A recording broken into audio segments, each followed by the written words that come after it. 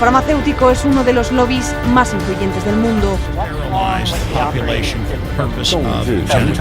应对挑战，利益行力量，破解难。 Конечно, должны работать кооперативно, должны... demasiado poder.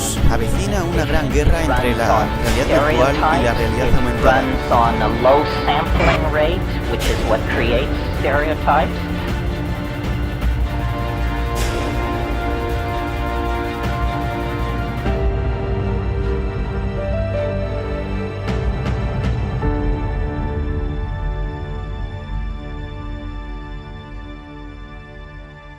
Hola, ¿cómo están? Bienvenidos nuevamente con ustedes en esta nueva temporada de Humo y Espejos. Como he dicho en otras oportunidades, en otros programas, ACTV cumple 10 años este año y esperamos festejarlo con ustedes. Así que vayan agendando, 27 de septiembre es la fecha indicada. Tienen más que tiempo para ir reservando el lugarcito. Así que yo les voy a ir recordando a lo largo de este tiempo. Mientras tanto, seguimos acá, firmes, con Humo y Espejos, con Azul Selene, que muchos preguntaron qué es lo que había pasado. Bueno, sigue con nosotros y creciendo junto con ustedes.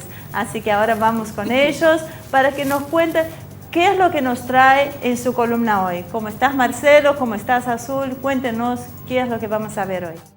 Hola, ¿qué tal? ¿Cómo estás? Mira, hoy vamos a traer un tema que lo hemos tocado en algún otro momento. Y yo creo que es algo que va a ser determinante. Pese a que todavía no, en los círculos políticos, incluyendo te diría que hasta los intelectuales, no todos lo están sopesando la importancia de esto, que es el tema del trabajo. O sea, el avance de la tecnología y el avance de la inteligencia artificial va a condicionar nuestras sociedades. Sí o sí, la cantidad de trabajo y la calidad del mismo va a ir disminuyendo. Esto es un hecho, va más allá de que a nosotros nos guste, nos parezca bien o mal. Entonces creo que es un momento en que nosotros necesitamos empezar a analizar ese tema. Entonces ese fue el tema que hoy le dimos a Azul para que se preocupe en buscar información y que nos hable de esto con un poquito más de detalle. Hola, ¿cómo estás? Bueno, sí, precisamente vamos a hablar de cómo los avances tecnológicos van a terminar con la clase trabajadora. Buscando sobre el tema, me encontré con muchos, sobre todo economistas, que decían, vos no te preocupes que el trabajo, bueno, va a destruir algunos, que el avance tecnológico va a destruir algunos empleos, pero va a crear otros nuevos.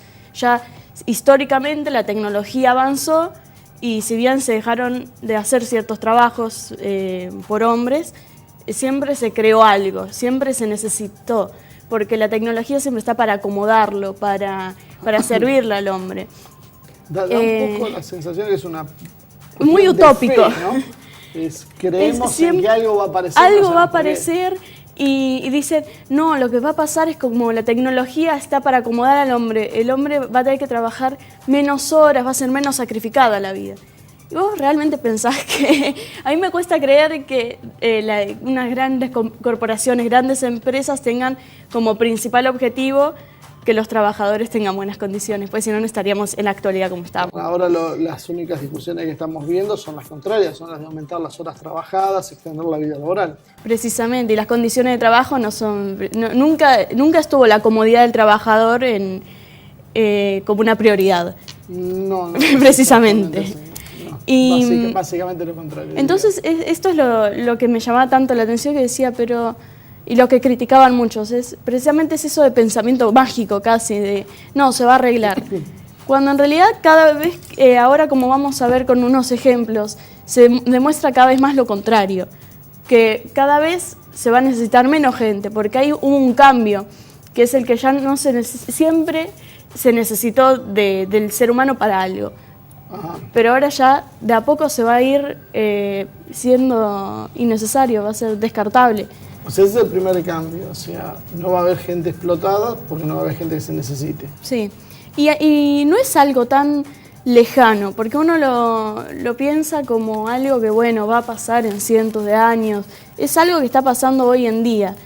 Y con todo esto, porque el problema es que el pensamiento base es, bueno, va a haber un robot que va a tener más fuerza que un humano, entonces no se va a necesitar el humano. Pero va más allá de eso, eso es un pensamiento bien básico. Ahora hay que tener en cuenta el tema de la inteligencia artificial, que ya tocamos varias veces, que hasta traje una definición que es una bastante simple, dice que es una rama de las ciencias informáticas encargada de estudiar modelos de cómputo capaces de realizar actividades propias de los seres humanos en base a dos de sus características primordiales, razonamiento y conducta. Es decir, ya no se va a necesitar precisamente lo que caracteriza al hombre, que es el tema del razonamiento. Porque muchas veces se ha descansado en ese tema. Bueno, algo se puede automatizar, pero no hay que poner ingenio, creatividad, no. Y precisamente la inteligencia artificial viene a cambiar eso. Precisamente. Y eso ya lo vamos a tocar en la columna que viene. En la de hoy, ahora les quiero mostrar unos videos de cambios que ya hoy ya existen, ya están pasando y que pasan son aceptados casi desapercibidos naturalmente. Así que primero vamos a ver un puerto en Qingdao, en la ciudad de Shandong, en China, que opera automáticamente. Entonces, claro, no importa la condición climática, no importa si es de noche, está a las 24 horas operando y por algo es uno de los puertos principales del mundo. Así que vamos a ver el video.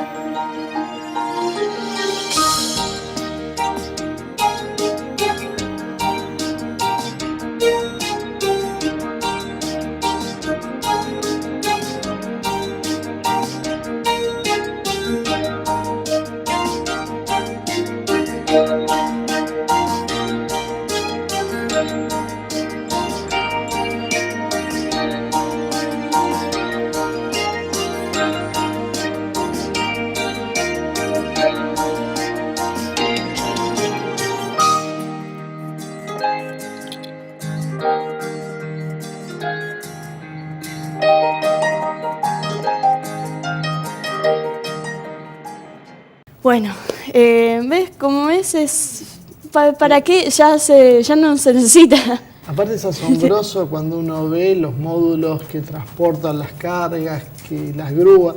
No, es raro porque ya uno ve inclusive no solo que no hay personas, sino que están diseñados con otro criterio. Sí. Ya no se le destina espacio a un operador.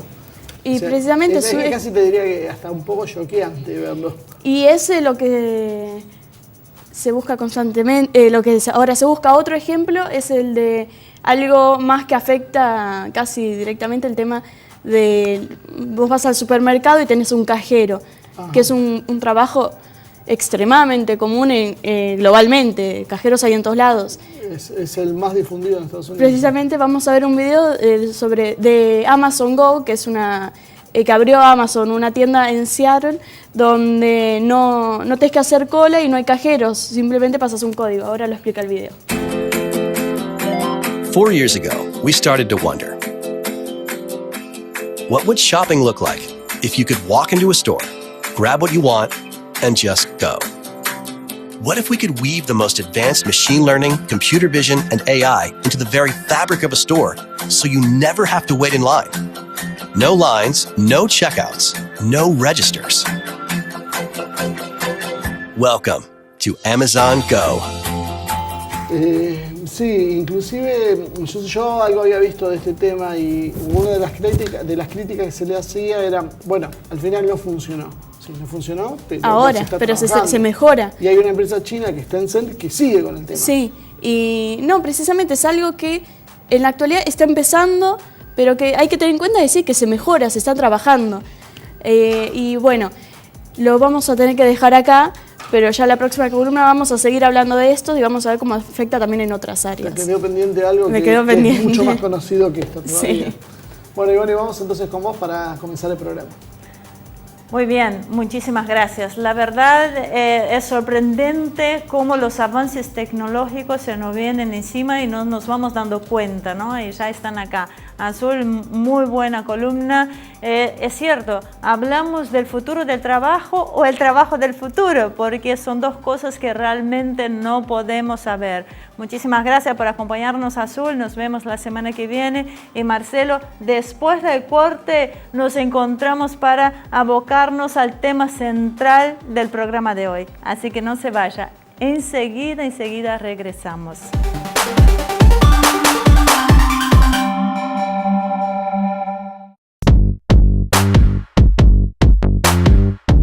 Muy bien, ahora sí, ya estamos con el tema principal que nos trae el programa de hoy. Vamos a abordar sobre lo que está sucediendo en este gigante asiático que es China. Y para esto está con nosotros el doctor Jorge Malena, uno de los más importantes sinólogos en la Argentina y con el cual tenemos el placer de inaugurar oficialmente la temporada 2018 de Humo y Espejos. ¿Cómo anda, doctor Malena? Gracias por acompañarnos hoy. Un gusto, gracias por la invitación y mis mejores deseos en este nuevo año de trabajo. Muchísimas gracias. Bueno, vamos a ver qué es lo que está sucediendo ahí en China. Se ha hablado mucho en los últimos tiempos, también los cambios, las reformas. O sea, allí él ha consolidado su poder a niveles que se remontan a Deng y al propio Mao, ¿no es cierto? ¿Cuál es la situación hoy de este país?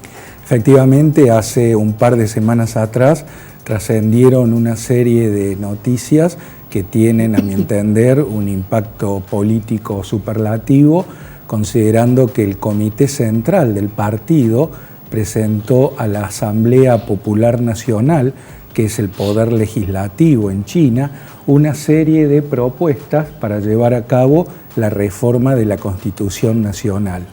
Si bien llega a una veintena el total de propuestas, en particular hay tres que son las que generan más preocupación en los analistas. La primera tiene que ver con darle un estatus constitucional en el propio preámbulo al pensamiento de Xi Jinping como principio que guía o que debe guiar la acción gubernamental.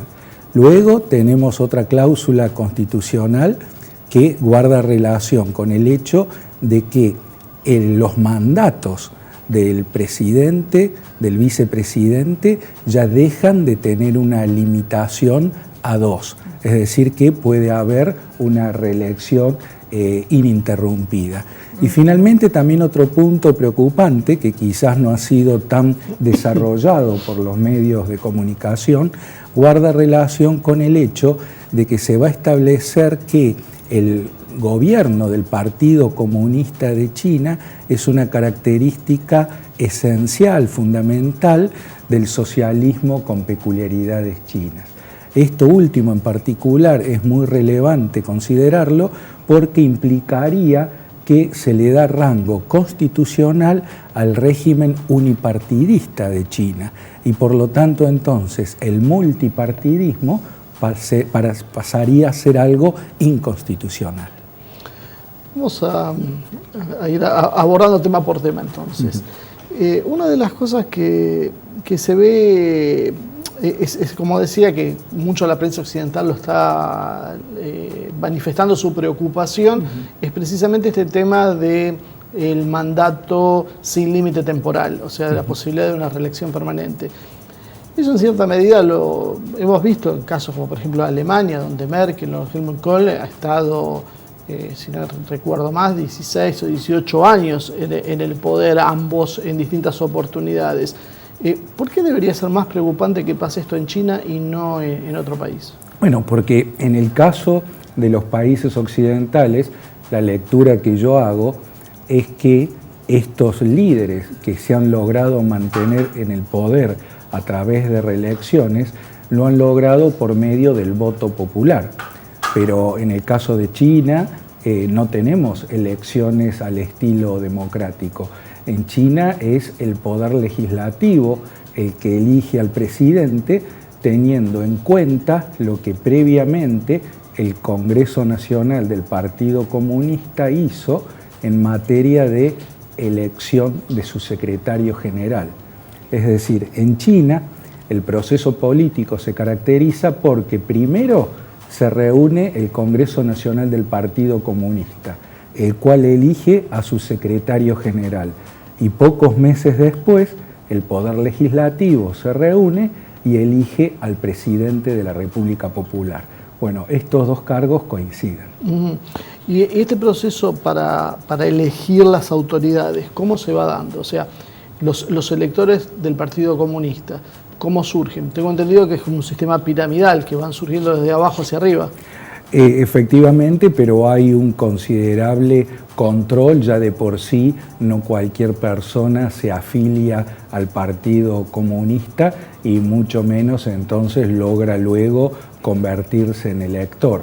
Pero más allá de que pudiera haber algún tipo de competencia en el seno del Partido Comunista, por más que este Partido Comunista tenga unos 80, 90 millones de afiliados, no nos tenemos que olvidar que la población de China es de más de 1.300 millones de personas y por lo tanto la enorme mayoría de la población de China no participa en el proceso de selección de sus líderes.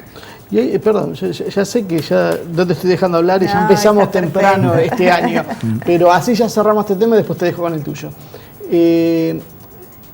Dentro de Occidente estamos acostumbrados a que el poder económico pesa, porque si bien formalmente los candidatos son elegidos por el voto popular, también para llegar hay una serie de filtros por ahí implícitos que si uno no cuenta con esos avales económicos no se dan. ¿En China hay injerencia del poder económico de las grandes corporaciones? Hay un fenómeno interesante que se refleja en estos últimos 20, 30 años y guarda relación con el desarrollo y la profundización de la reforma económica. Cada vez más se incorporan al partido miembros de la clase media, alta y alta vinculados con esa bonanza económica. Es decir, tenemos cada vez más empresarios, más lo que podríamos llamar capitalistas chinos.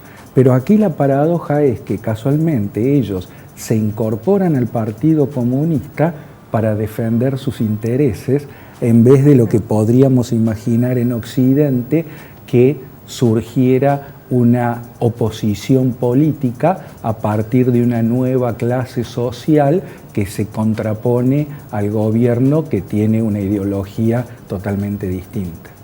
Hablando siguiendo el razonamiento de Marcelo y de los procesos democráticos que nosotros conocemos acá en Occidente y que tanto uno desconfía cuando habla de China, del socialismo, del comunismo, de todos esos temas, mi pregunta es, ¿hay una demanda del pueblo para que el sistema sea diferente? Acá nosotros elegimos un presidente con el voto popular, donde todo el ciudadano que quiera y esté apto puede votar. En China, la gente demanda esto, quiere ir a las urnas. Hay un enorme control social y político que ejerce el Partido Comunista y por ese motivo es muy difícil conocer el sentimiento de la población.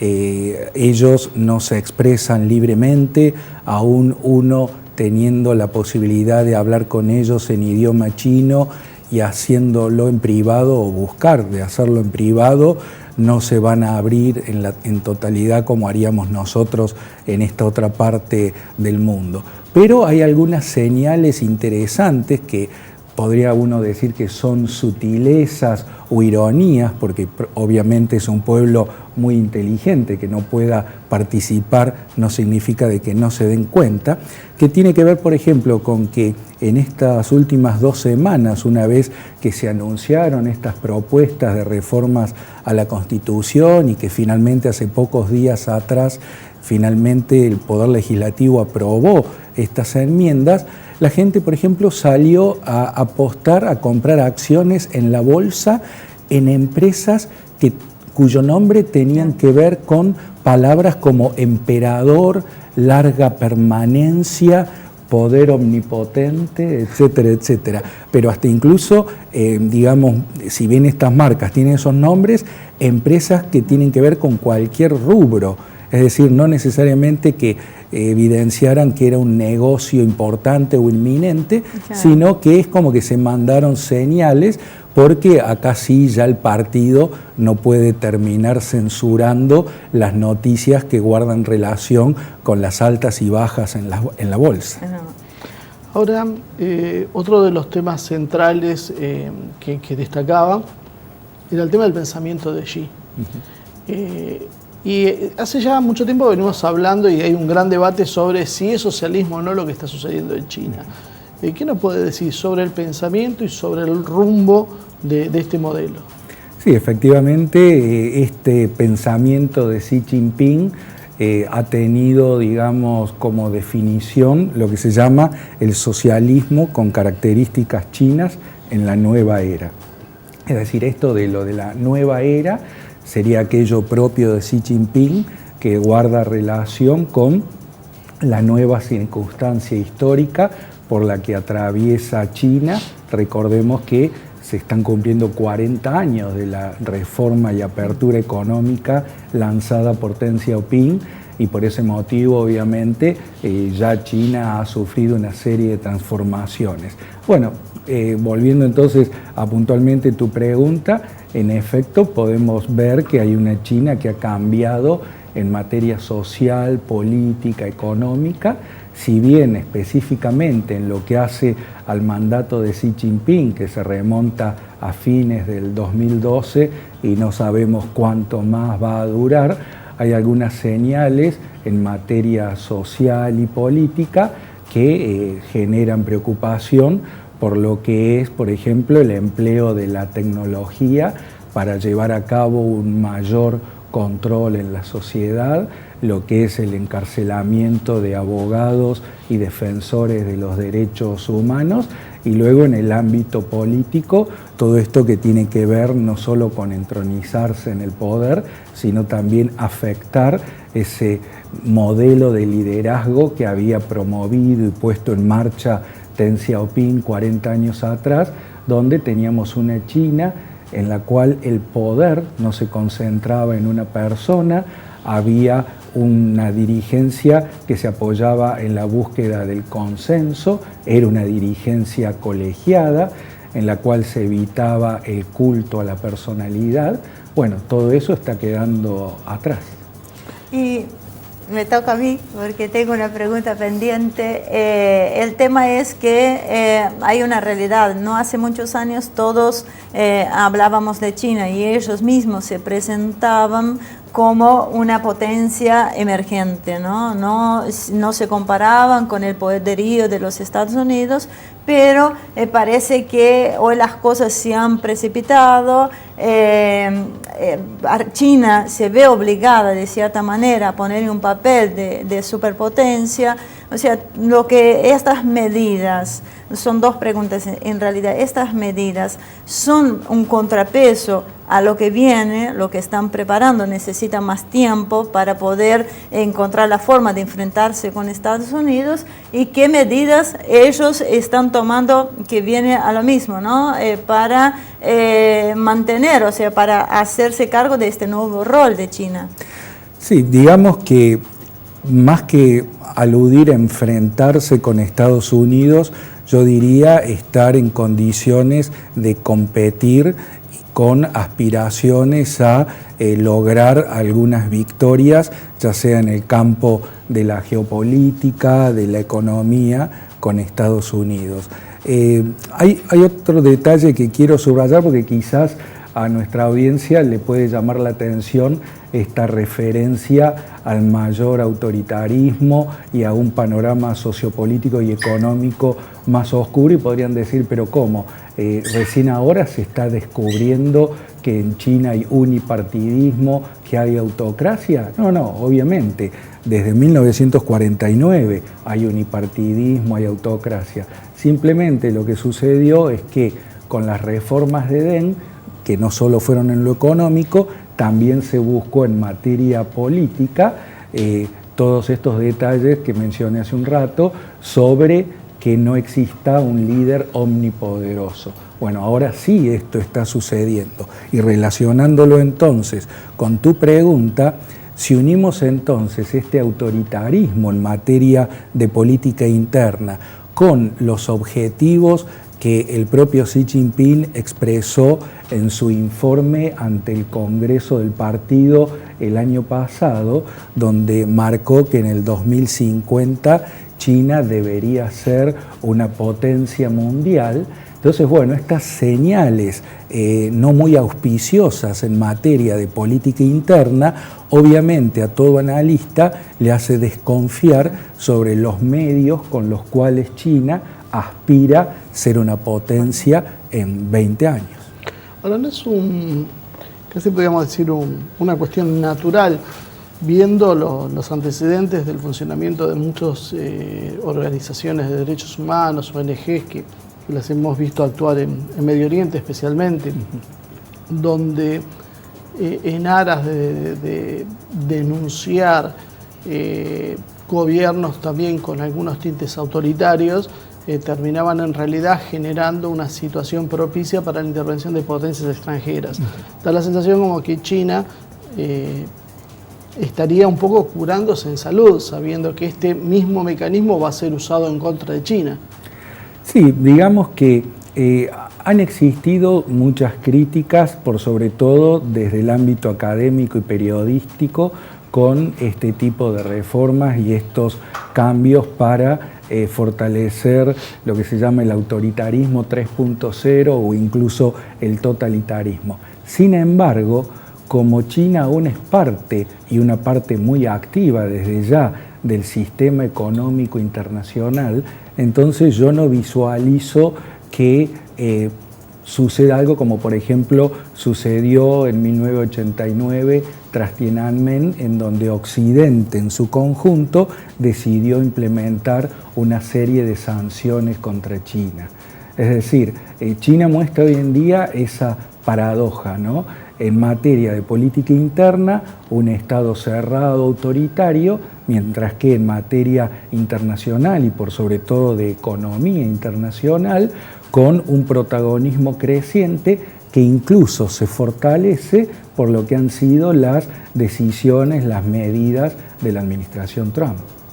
Ahora, ¿no hay algo también por un poco como preguntaba Ivonne al principio, ¿no hay algo en el mismo pueblo chino por su pensamiento imbuido del pensamiento de Confucio, esa cuestión jerárquica, lineal, verticalista, que también uno lo ve en cierta medida en Japón o lo ve en Corea, donde hay veces, más allá de por ahí de una ficción de distintos partidos políticos, en realidad es como que termina siendo siempre lo mismo, o sea, hay una idea general que es la que baja y que la población termina aceptando básicamente porque creen o les parece que es lo mejor para el conjunto de la sociedad las decisiones que toma la autoridad.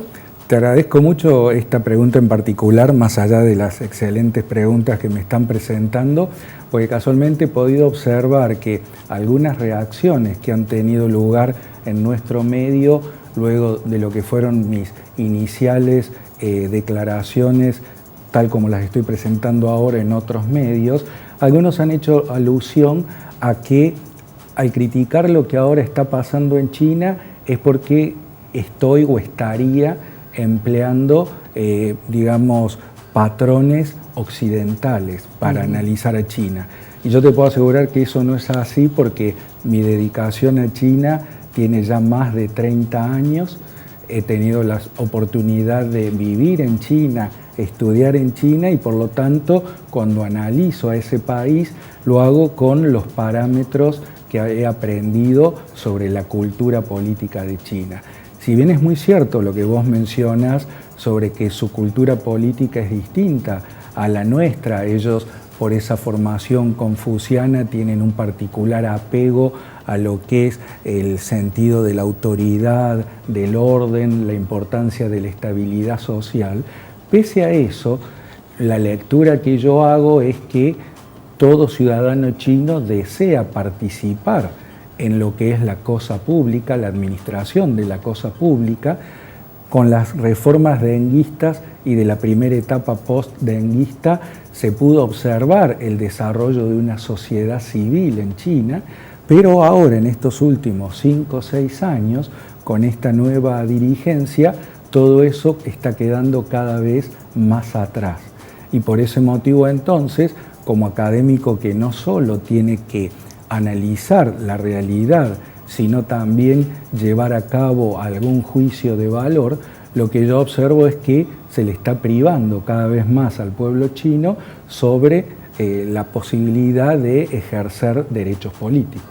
Y usted, que tiene una relación fluida con la embajada china y que ha viajado y viaja en forma bastante habitual, ¿nota que hay algún tipo de distanciamiento, frialdad, hostigamiento a partir de esta posición que está mostrando? No, en absoluto. En ese sentido, digamos, no he notado ningún cambio en la relación personal y hasta puedo asegurarte que en esta carrera ya de hace más de 30 años y lo que es mi vinculación profesional, tanto con la representación de China como con la Oficina Comercial y Cultural de Taipei, ellos siempre a mí me han proferido respeto porque saben mi interés por conocer qué pasa, por qué pasa lo que pasa, qué es lo que puede pasar, y no hay en mí ningún interés en particular como para, digamos, sea influido, sea incidido mi trabajo académico. Doctor Malena, tenemos que ir a un pequeño corte. Realmente valoramos mucho y como siempre sus aportes para nosotros siempre fueron muy bien recibidos dado justamente su conocimiento académico y el de conocer un pueblo que no es fácil. Yo he visto estas cosas suelen suceder cuando opinan acá mismo sobre mi propio país algunos académicos con mucha importancia, pero de repente no logran entender la idiosincrasia. Creo que siempre es un plus eso de conocer a un pueblo. Así que vamos a un pequeño corte, no se vayan, enseguida regresamos.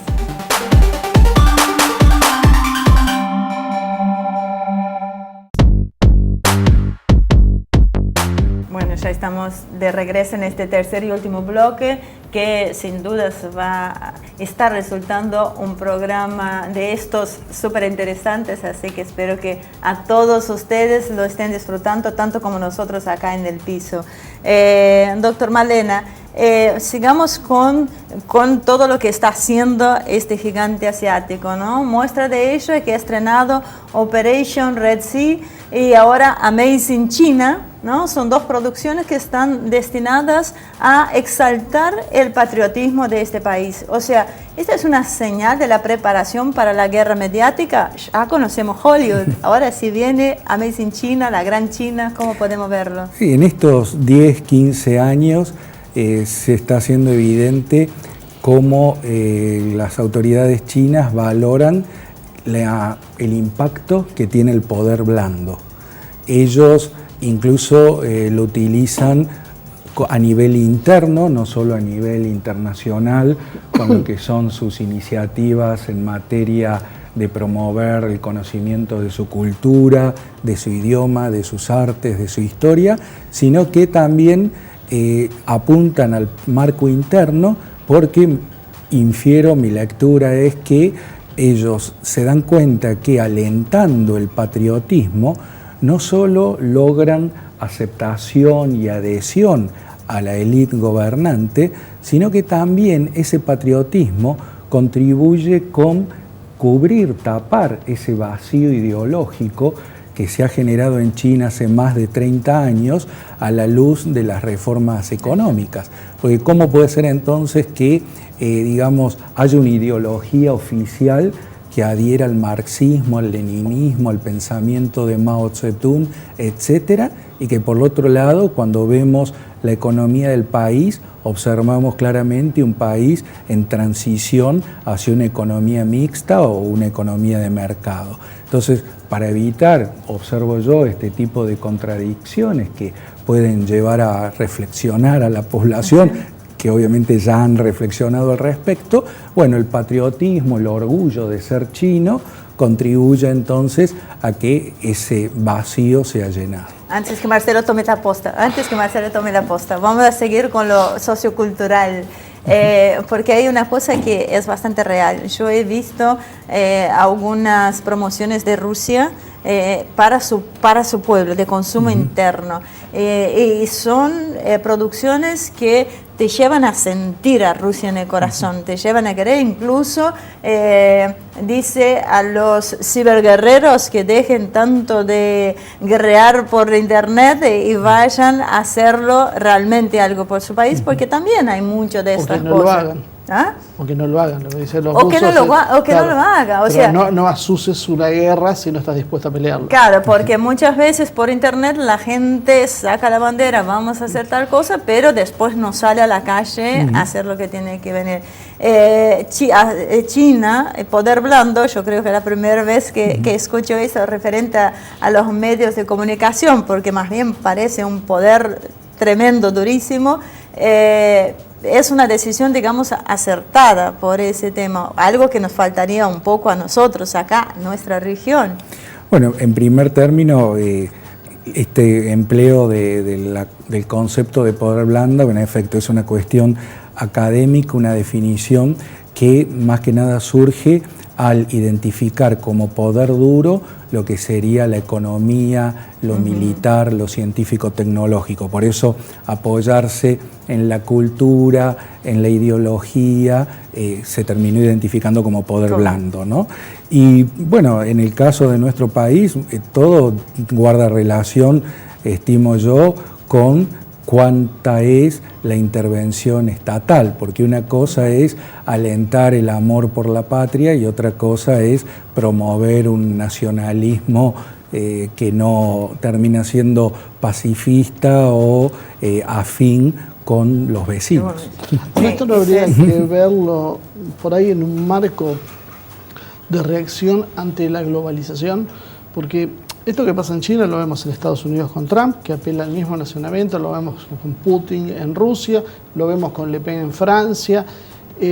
Da toda la sensación que en realidad lo que hay es un vaciamiento cultural de los pueblos, una pátina global donde superficialmente se mantienen algunas tradiciones, se imponen valores universales para todos, independientemente de que sean ajenos a las propias tradiciones, y esto como que empieza a generar una reacción.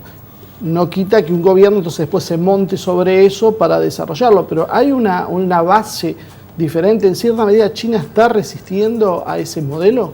Bueno, ya desde la década de 1990 se refleja un creciente nacionalismo que no solo es alentado por el propio gobierno, por estas cuestiones que mencioné hace un rato, sino que también la propia población oportunamente tuvo una suerte de desilusión con lo que era la apertura a Occidente, la apertura al mundo, porque al conocer un poco más lo que era el mundo, vieron que había cosas que eran criticables.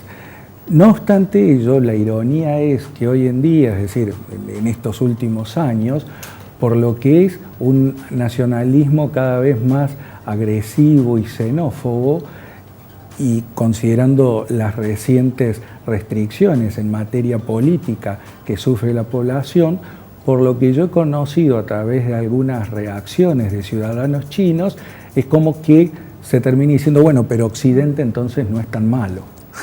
Ahora, xenófobo en China, porque eso lo ve uno, por ejemplo, en Japón, donde sí hay un nacionalismo histórico que ha sido agresivo. ¿En China también se ve ese fenómeno? Digamos que ellos tienen una larga historia y por sobre todo la experiencia del siglo XIX, que la propia historiografía china lo identifica como la humillación, el siglo de la humillación nacional, aquella etapa en la década de 1830, 1840, que comenzó con la Guerra del Opio y que concluyó con la proclamación de la República Popular en 1949, ellos abiertamente reconocen que fueron víctimas del sometimiento de Occidente.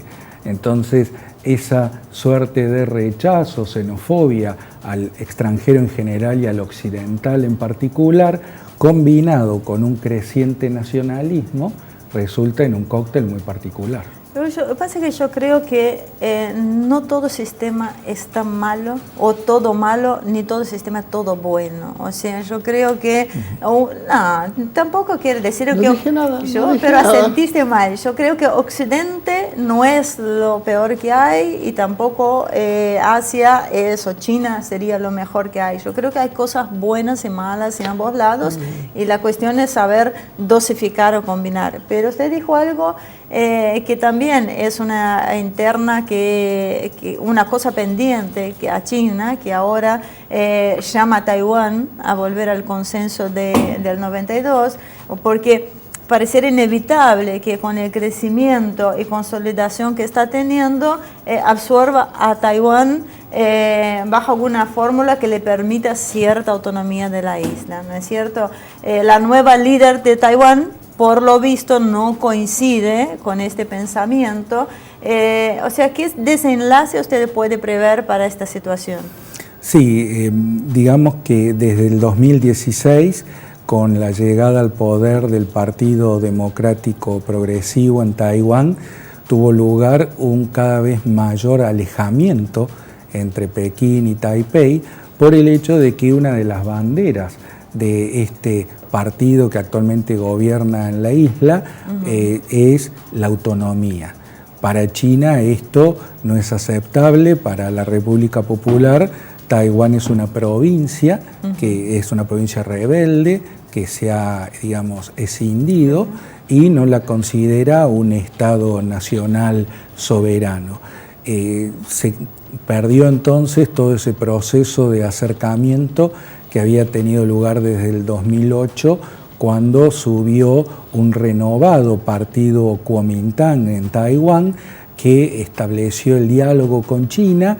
Llegó incluso en septiembre del 2015, si mal no recuerdo, a la realización de una cumbre entre los respectivos jefes de Estado, si bien formalmente ninguno reconoció al otro como presidente. Sí, sí.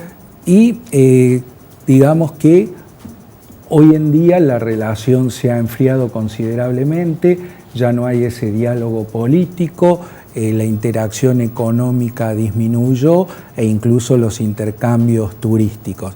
Por lo tanto, el panorama no es muy promisorio, pero obviamente China no acudiría al factor militar, en mi visión, ante este Taiwán que busca cada vez más la autonomía, porque hay líneas rojas. Y digamos, Taiwán todavía no ha atravesado esa línea roja, que sería la de proclamar formalmente su independencia, o lo que podría ser pasar a llamarse la República de Taiwán. Ahora, ¿hay alguna posibilidad que Taiwán pueda llegar a ser efectivamente independiente cuando uno ve que todo lo que China ha intentado recuperar en el último siglo XX lo fue consiguiendo en un momento u otro, y hoy tiene unas espaldas mucho más anchas que entonces? Bueno, en los hechos, desde 1949-50, que empezó el traslado del gobierno nacionalista a la isla por haber sido derrotados por los comunistas en la guerra civil, en los hechos, en Taiwán hay un Estado autónomo, es decir, el gobierno en Taipei gobierna, es soberano, no tiene ningún tipo de influencia de China, hay fuerzas armadas propias, etcétera, etcétera.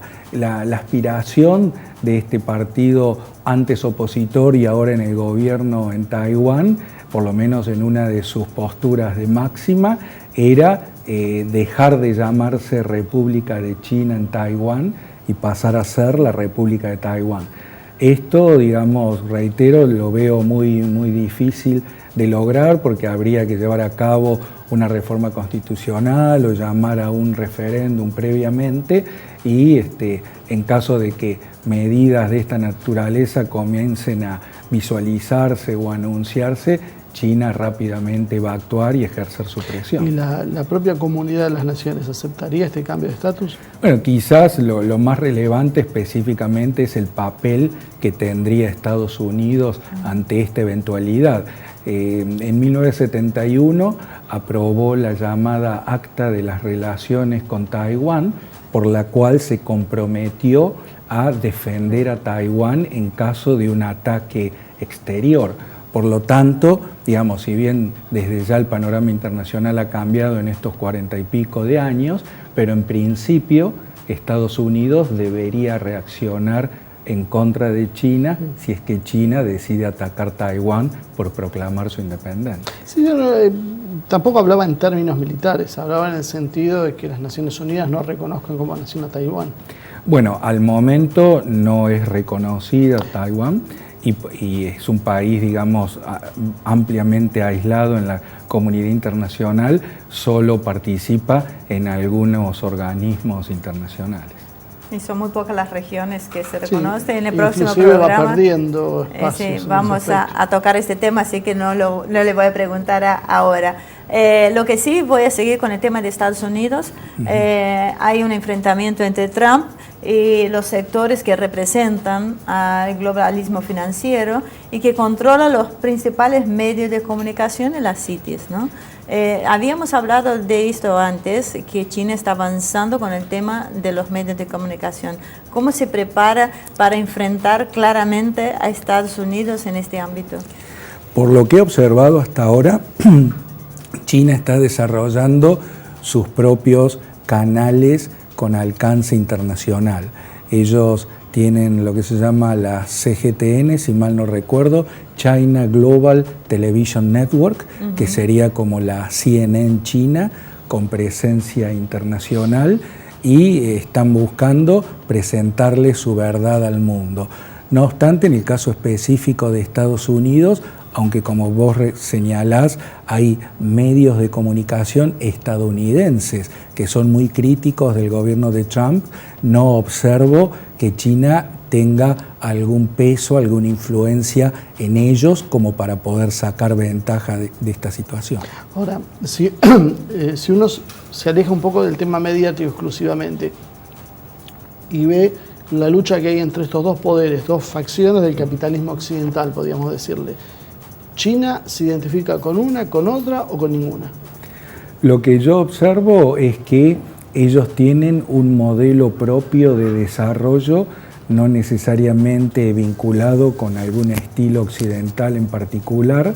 Es lo que se ha dado en llamar el consenso de Pekín, en el cual, digamos, hay muchas particularidades como el desapego por cuestiones de principios en materia política y la búsqueda en lo económico por sobre todo del beneficio. Ellos formalmente dicen el beneficio mutuo, pero creo que todo tiene que ver con el actor que es la contraparte de China, porque una cosa es ver la impronta de China en América Latina y en África y otra cosa es en Europa y América del Norte.